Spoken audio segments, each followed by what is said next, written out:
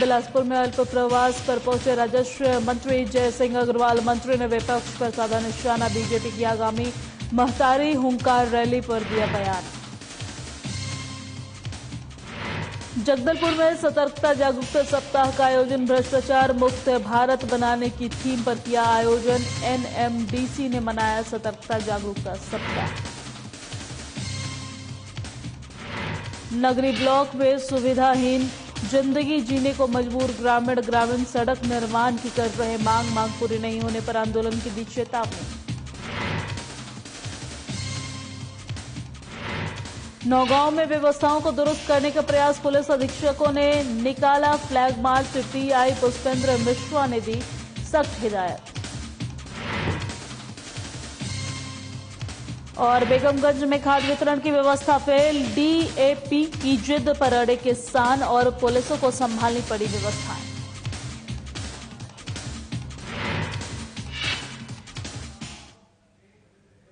नमस्कार, बहुत बहुत स्वागत है मध्य प्रदेश छत्तीसगढ़ के हमारे इस खास बुलेटिन में। मैं हूं आपके साथ दिव्या सिंह। खबरों की शुरुआत करते हैं।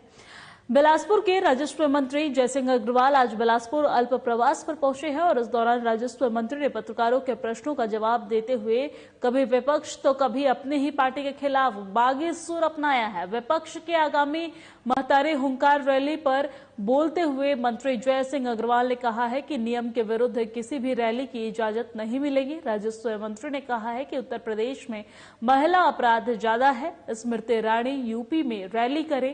प्रदेश में ईडी, आईटी और कार्रवाई पर केंद्र सरकार के खिलाफ तंज कसते हुए मंत्री जय सिंह अग्रवाल ने कहा है कि गैर बीजेपी सरकार वाले राज्यों में ही कार्रवाई क्यों हो रही है।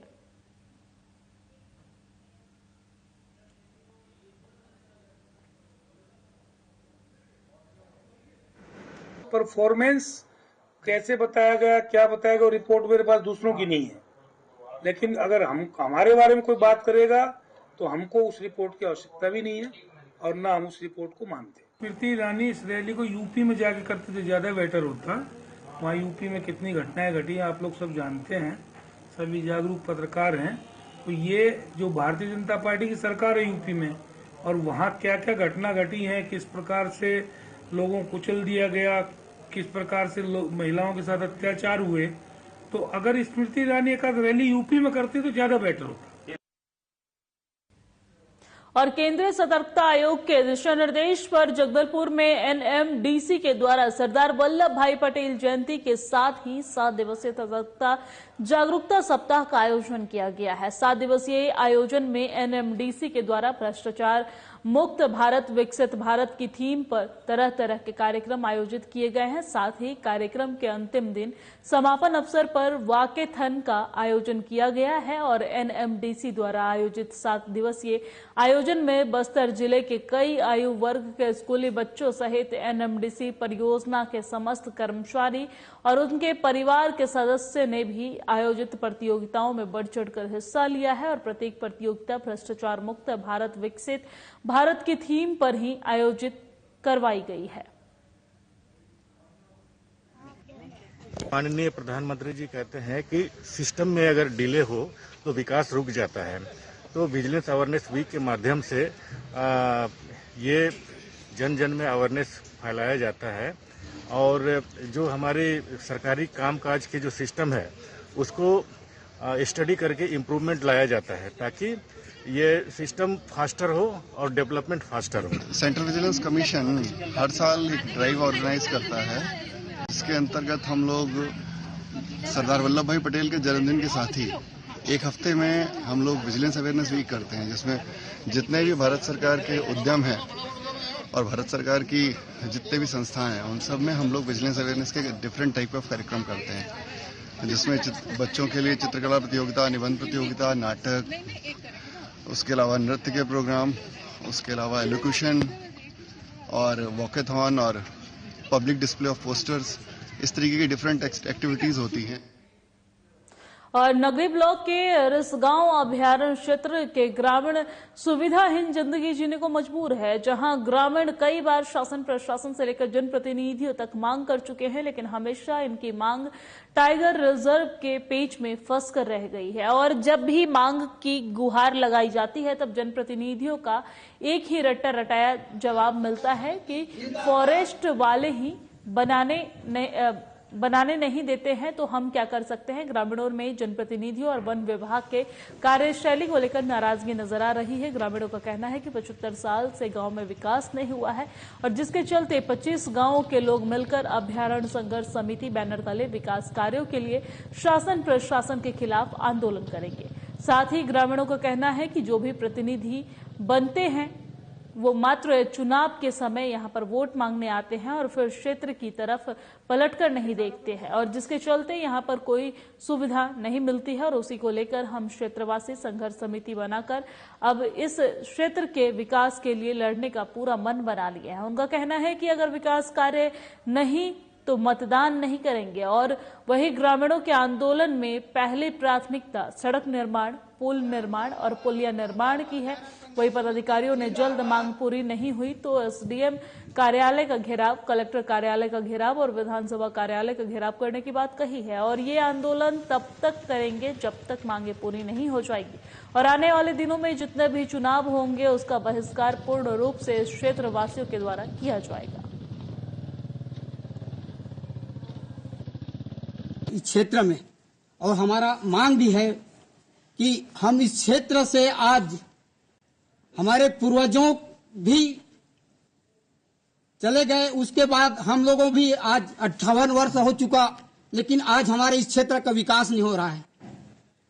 आज हमें सड़क, बिजली, पुल, पुलिया इस क्षेत्र में होना चाहिए। इसी मांग को लेकर हम कलेक्टर गए थे। कलेक्टर के बाद उनको अल्टीमेटम भी दे दिए हैं कि अगर 2 माह के अंदर आप हमारा मांग एक भी नहीं कर पाए तो हम अपना संघर्ष समिति द्वारा यह करेंगे, धरना धरेंगे करके बोले हैं। और हमारा जो अल्टीमेटम लिखाया गया है कि कोई विकास नहीं होगा तो आने वाला जो विधानसभा चुनाव है, लोकसभा चुनाव है या पंचायत भी चुनाव है, सबका बहिष्कार करेंगे। क्योंकि आज तक हम क्षेत्र में कैसे आते जाते हैं और कैसे रहते हैं उसको हम लोग जानते हैं, इधर के आदिवासी लोग। और यहाँ पर उप स्वास्थ्य केंद्र है, उप स्वास्थ्य केंद्र है तो भी यहाँ कोई गुंजाइश नहीं है, न यहाँ डिलीवरी होता है, न यहाँ कोई यह नहीं है, गाड़ी नहीं है, 108 भी नहीं है, महतारी एक्सप्रेस नहीं है। तो हम लोग ऐसे क्षेत्र में जूझ रहे हैं। और हमारा जो मुख्य मांग है सड़क, पुल, सुंडूर नदी में पुल निर्माण, बिजली, ये सब हमारा तीनों मांग होना चाहिए। यही हम चाहते हैं सरकार से कि हमारा जो मांग को सही पूर्ण करे। टाइगर रिजर्व के नाम से शासन प्रशासन गोल गोल क्षेत्र के लोगों को, जनप्रतिनिधि लोगों को गोल गोल घुमाया जाता है, क्योंकि वहाँ पे कोर एरिया है। हमारा कोर एरिया में वन कानून अलग रहता है, ऐसे करके कलेक्टर महोदय द्वारा या फिर विधायक जी द्वारा ऐसे कहा जाता है कि वहाँ पे कोई भी टाइगर रिजर्व होने के नाते, नेशनल पार्क का होने के नाते वहाँ पे हम लोग रोड, पुल, बिजली या कोई भी सुविधा उपलब्ध नहीं करा पाते हैं। ये केंद्र या फिर केंद्र विधायक को बोलोगे तो हमारी बस की बात नहीं है, ये केंद्र शासन की बस की बात है, कहकर गोल गोल घुमा दिया जाता है। तो हम लोग इस क्षेत्र के लोग एक विचार करके, अभी तक हमारे दादा परदादा गुजर गए तब भी हम लोग भी आधुनिक सुविधा नहीं जी पा रहे हैं, क्योंकि इस क्षेत्र के लोगों को न ही रोड पे चलने का अधिकार मिला है, न ही एसी कूलर में सोने का अधिकार दिया जा रहा है। इसलिए हम लोग इस क्षेत्र के लोग इकट्ठा होकर एक संघर्ष समिति, अभयारण्य संघर्ष समिति के माध्यम से इस क्षेत्र की मूलभूत सुविधाओं को मांग करने के लिए गठित करे हैं और निर्णय लिए हैं कि जब तक इस क्षेत्र का विकास नहीं होगा तब तक हम लोग आगे लड़ते रहेंगे। और कलेक्ट्रेट घेराव, करेंगे, विधायक के घेराव करेंगे और 2 महीना तक हमारा मांग पूरा नहीं होगा तो विधानसभा और लोकसभा को चुनाव बहिष्कार करेंगे, करने में बाध्य हैं। अल्टीमेटम देकर क्या है आप लोग? अल्टीमेटम 3 तारीख को देकर हम लोग आए हैं। अच्छा, मुख्यालय जाने में कितनी दूरी आप लोग को जाना पड़ता है? स्वास्थ्य की क्या व्यवस्था है? स्कूल की क्या व्यवस्था है, बताएं। यहाँ से हमको मुख्यालय जाने में बारिश के दिन में तो 70 से 80 किलोमीटर दूरी का सामना करना पड़ता है। स्वास्थ्य की कैसा व्यवस्था है? डिलीवरी कैसी होती है यहाँ? मतलब यहाँ सुविधा तो नहीं है सर, लेकिन अपने गांव के हिसाब से व्यवस्था करते हैं और इधर सुविधा नहीं होने के कारण हम लोग 108, 102 मातरी 100 इसमाइलपुर से भी कवर करते हैं। मतलब स्वास्थ्य व्यवस्था और सरकार यहाँ मतलब व्यवस्था नहीं कर रहा है? व्यवस्था नहीं कर रहा है ना, अनदेखी कर रही है। बिल्कुल भी अनदेखा कर रहा है। कलेक्टर कभी आते हैं?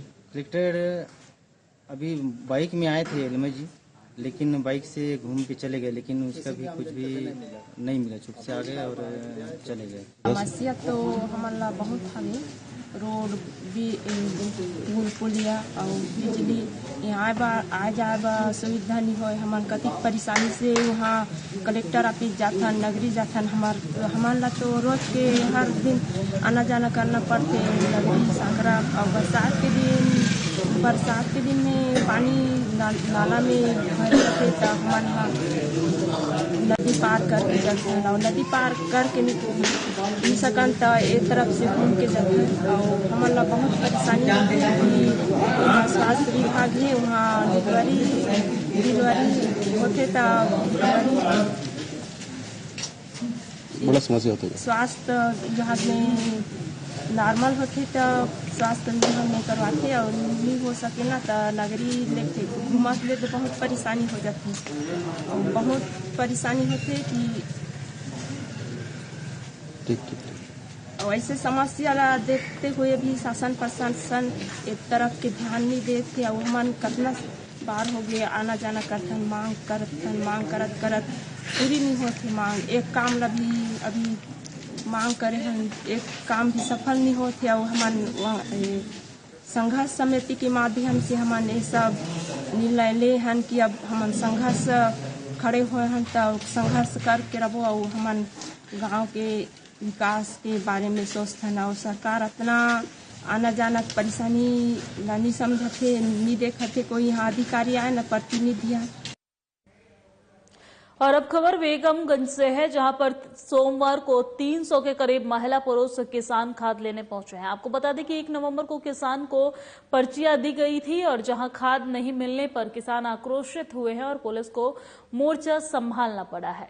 वहीं अब खाद का वितरण POS मशीन से हो रहा है और जिसमें सर्वर डाउन होने से वितरण प्रभावित होता है, जिसकी वजह से किसानों को काफी परेशानियों का सामना करना पड़ रहा है।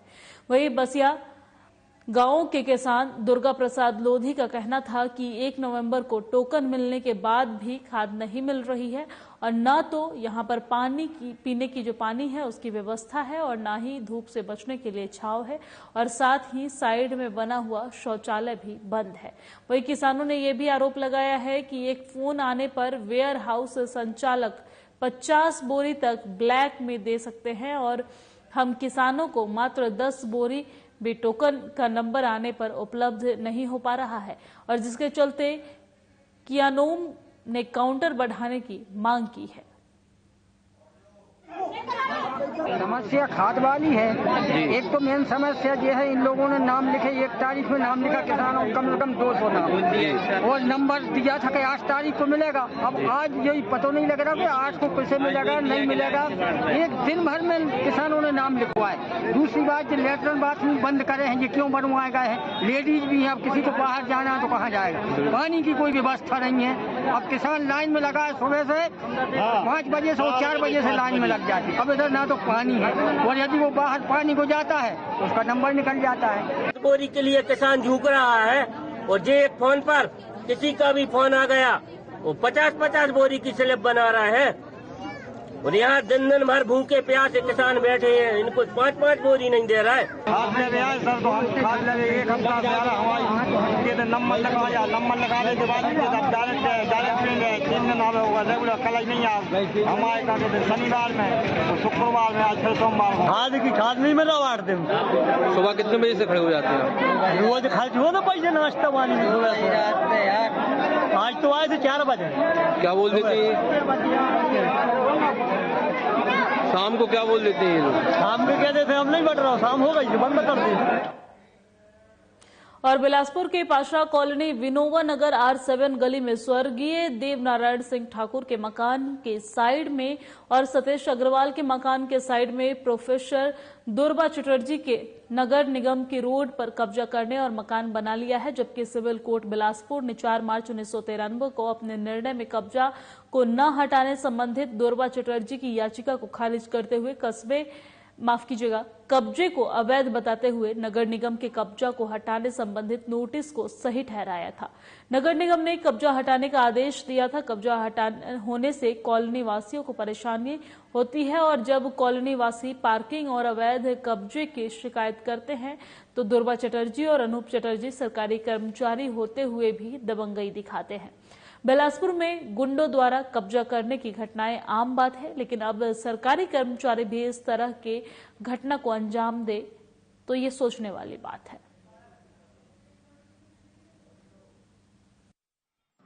चूंकि जो अतिक्रमण बनाया उस संबंध में हम लोग जब उन्हें बार बार अतिक्रमण हटाने के लिए कहते हैं, मोहल्ले वाले कहते हैं, इस संबंध में वो वाद विवाद करते हैं, जिससे जो है यहाँ पे एक वातावरण खराब हो जाता है और आए दिन इस तरह की होता है। इसलिए इस अतिक्रमण को हटाना नितांत आवश्यक है और चूंकि मामला जो है कोर्ट से भी हो गया है और नगर निगम को उसको अपने पोजीशन में लेना चाहिए, चूंकि एसडीओ महोदय ने और उसने कर दिया है, तो ऐसी अवस्था में शीघ्र कार्यवाही करते हुए उसको अतिक्रमण को हटाया जाए। और अब खबर नौगांव से है, जहां थाना पुलिस ने अव्यवस्थित व्यवस्थाओं को दुरुस्त करने का प्रयास करते हुए नगर में फ्लैग मार्च निकाला है। वहीं पुलिस अधीक्षक सचिन शर्मा के निर्देशन में नौगांव थाना प्रभारी पुष्पेंद्र मिश्रा, लुगासी चौकी प्रभारी राजकुमार तिवारी, गरौली चौकी प्रभारी MLA यादव ने फ्लैग मार्च में हिस्सा लिया है और नगर पालिका की उदासीनता के चलते मुख्य मार्ग के अतिक्रमण पर पुलिस सख्त दिखी है और अव्यवस्थित ढंग से दुकानों का संचालन करने वाले दुकानदारों को TI पुष्पेंद्र मिश्रा ने सख्त हिदायत दी है। साथ ही नगर के कोठी चौराहे से शुरू हुआ फ्लैग मार्च प्रमुख मार्गों से भ्रमण करते हुए अव्यवस्थित बस स्टैंड की व्यवस्थाओं को दुरुस्त किया है।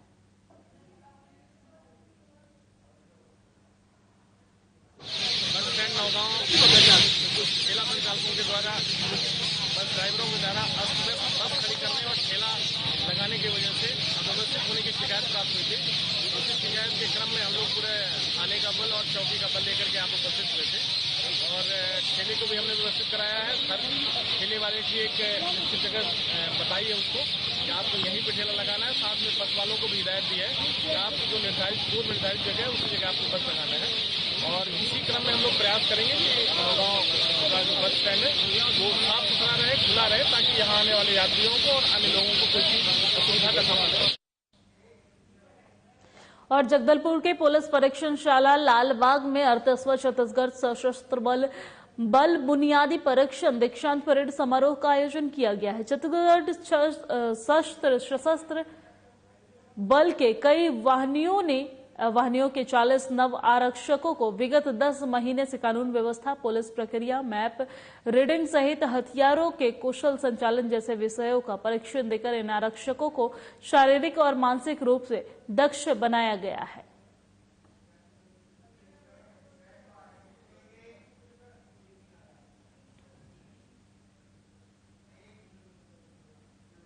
और जगदलपुर में स्थित Bastar academy of dance art and literature यानी कि BADAL को इंदिरा कला संगीत विश्वविद्यालय खैरागढ़ से संबद्धता के उपरांत परीक्षा केंद्र की मान्यता मिली है, जिसमें अध्ययनरत विद्यार्थियों के उत्साह और ज्ञानवर्धन के लिए बादल में प्रवेशोत्सव का कार्यक्रम आयोजित किया गया है। छत्तीसगढ़ के उद्योग मंत्री कवासी लखमा सहित स्थानीय जनप्रतिनिधियों ने बादल अकादमी में प्रवेश ले रहे नए छात्रों को शुभकामनाएं दी है। वहीं बादल में आयोजित समारोह में अतिथियों ने संस्था में प्रवेश लिए विद्यार्थियों का स्वागत तिलक और बैच लगाकर किया है। साथ ही बादल संस्था द्वारा प्रकाशित बादल पत्रिका का विमोचन भी किया है। क्षेत्रों की संस्कृतियों में बस्तर की संस्कृति की अलग ही पहचान है, जिसमें विशेष रूप से लोकगीत, लोक नृत्य, स्थानीय भाषा, लोक साहित्य एवं बस्तर शिल्पकला प्रमुख है।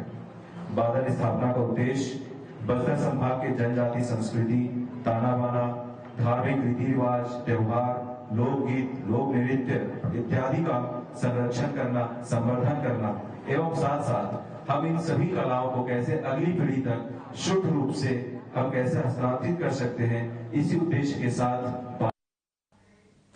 और रायगढ़ शहर के शालिनी कॉन्वेंट स्कूल के बिल्डिंग से 9th क्लास की छात्रा संदिग्ध परिस्थिति में नीचे गिरी पाई गई है और जिसमें स्कूल प्रबंधन ने इलाज के लिए निजी हॉस्पिटल में जिसे भेज दिया है। वही स्कूल प्रबंधन इस पूरे मामले में कुछ भी कहने से बचते नजर आ रहे हैं और मामले में बच्ची का इलाज कर रहे डॉक्टर ने बताया है कि फिलहाल बच्ची के कुछ टेस्ट किए जा रहे हैं, जिसके बाद बच्ची के स्वास्थ्य की स्थिति का पता चल पाएगा। फिलहाल हम बच्ची को मेडिकल कॉलेज रेफर कर रहे हैं और घटना की जानकारी मिलते ही पुलिस तत्काल घटनास्थल पर पहुंची है और इस पूरे मामले को लेकर स्कूल प्रबंधन से पूछताछ की है। साथ ही हॉस्पिटल जाकर छात्र के स्वास्थ्य के बारे में जानकारी ली है।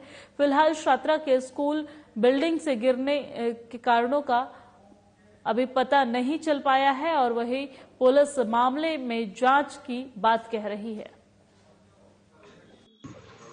आज सूचना मिला था कि शालिनी स्कूल की कोई बच्चा गिर गया था करके, तो उसमें हम लोग गए तो पता चला कि वो बच्चे क्लास 9th की अन्ना प्रिया सिंह डॉटर ऑफ विपिन कुमार सिंह जो विजयपुर के रहने वाले हैं। तो वहाँ जाके पता किए तो फिर बच्ची गिर गई थी, तो जिसको इलाज के लिए जेएमजे हॉस्पिटल ले गए हैं, जहाँ उसका इलाज जारी है और इस मामले की जांच की जा रही है कि एक्चुअल में बच्ची कैसे गिरी और उसमें क्या हुआ। ये जांच के बाद ही स्पष्ट हो पाएगा कि ये मामला क्या है। बच्ची की स्थिति कैसी है सर? अभी बच्ची की स्थिति अभी वर्तमान में ठीक है। बच्ची अभी कुछ बोलने के लायक नहीं स्थिति में नहीं है। और बुधनी के दशहरा मैदान में आयोजित 7वीं राष्ट्रीय जूनियर सॉफ्ट बेसबॉल प्रतियोगिता का समापन हो गया है। आपको बता दें कि नगर में आयोजित प्रतियोगिता में केरल टीम ने फाइनल में मुंबई महाराष्ट्र की टीम को हराकर खिताब पर कब्जा जमाया है और प्रतियोगिता का आयोजन डीडी कॉन्वेंट स्कूल द्वारा किया गया था और जिसमें अलग अलग राज्यों की बाहरी टीमों ने हिस्सा लिया था और समापन अवसर पर पूर्व विधायक राजेंद्र सिंह राजपूत सहित अन्य जनप्रतिनिधि उपस्थित रहे हैं और इस दौरान डीडी कॉन्वेंट स्कूल की छात्राओं द्वारा सांस्कृतिक कार्यक्रम का आयोजन किया गया है, जिसको उपस्थित लोगों ने जमकर सराहा है और डीडी कॉन्वेंट स्कूल द्वारा सभी लोगों की उपस्थिति में इनाम वितरण किया गया है।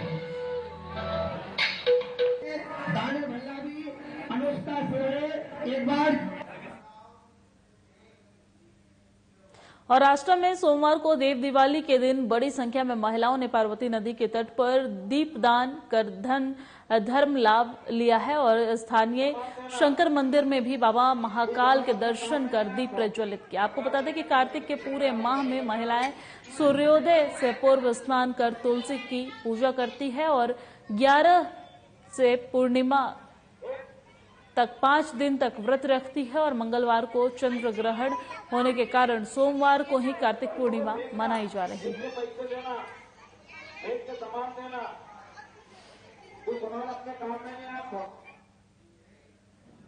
और हनुमान टोरिया रावतन ट्रस्ट द्वारा 1 माह की अखंड राम नाम संकीर्तन के समापन अवसर पर आज हनुमान टोरिया परिसर में विशाल भंडारे का आयोजन किया गया है और जिसमें 50,000 से अधिक श्रद्धालुओं ने प्रसाद ग्रहण किए हैं। वहीं हनुमान टोरिया रावतन ट्रस्ट के नीरज भार्गव ने जानकारी देते हुए बताया है कि विगत 35 साल से ये आयोजन किया जा रहा है और आज अखंड राम नाम संकीर्तन के समापन पर विशाल भंडारे का आयोजन किया गया है, जिसमें तकरीबन 50,000 से अधिक श्रद्धालुओं के आने की उम्मीद है। सुरक्षा की दृष्टि से पुलिस बल भी तैनात किया गया है और आगे उन्होंने कहा है कि समापन अवसर पर वृंदावन के कलाकारों द्वारा मनमोहक रास लीला का संजीव मंचन भी किया जा रहा है।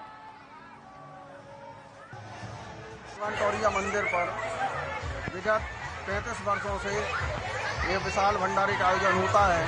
हनुमान टोरिया रावतन ट्रस्ट के द्वारा एक माह सीताराम राधे स्वान इस प्रकार की राम संकीर्तन, अखंड राम संकीर्तन चलता है और उस राम संकीर्तन के समापन पर सुंदरकांड की चौपाइयों से हवन होता है और उसके बाद में प्रसाद वितरण होता है। पूरा शहर इस आयोजन में शामिल रहता है और पूरे वर्ष भर शहरवासियों के इस आयोजन का इंतजार रहता है।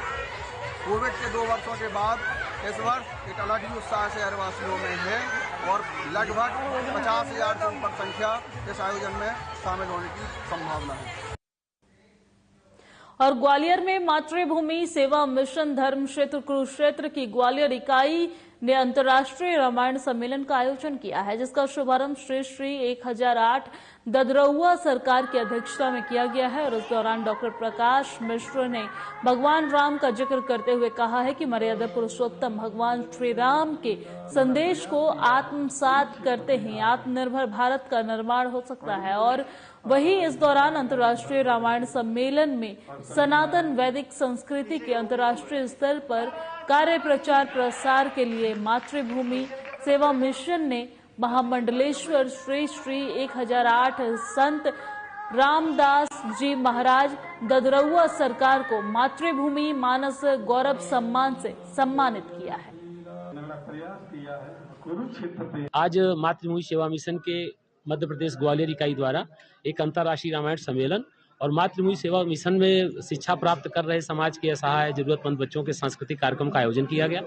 आज ग्वालियर के बाल भवन के सभागार में ग्वालियर के लगभग बहुत सारे गणमान्य जनों के मध्य, ददरौआ सरकार के मध्य, अनेक सारे राजनीतिक संगठन, सामाजिक संगठन के लोगों के मध्य यह कार्यक्रम संपन्न हुआ। और आज कार्यक्रम का एक उद्देश्य था कि भारत आत्मनिर्भर कैसे बने, भारत सशक्त कैसे बने, भारत दुनिया का सिरमौर कैसे बने, उसमें भगवान मर्यादा पुरुषोत्तम राम के संदेश की प्रासंगिकता क्या हो सकती है।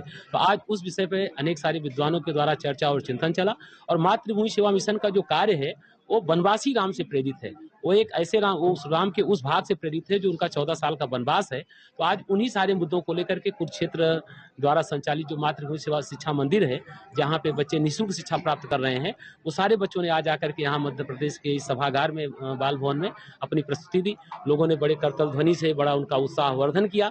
तो आज का इस कार्यक्रम का उद्देश्य था कि हम लोग जो समाज की जरूरतमंद हैं, असहाय हैं, वनवासी हैं, उनको समाज और राष्ट्र की मुख्य धारा में कैसे जोड़ा जाए और उसमें समाज के जो एक संपन्न समाज है, जो एक प्रबुद्ध समाज है, उसकी क्या भूमिका हो सकती है, यही आज कार्यक्रम का उद्देश्य है। और मेरे साथ मध्य प्रदेश छत्तीसगढ़ की खबरों में फिलहाल इतना ही। मुझे दीजिए इजाजत। नमस्कार।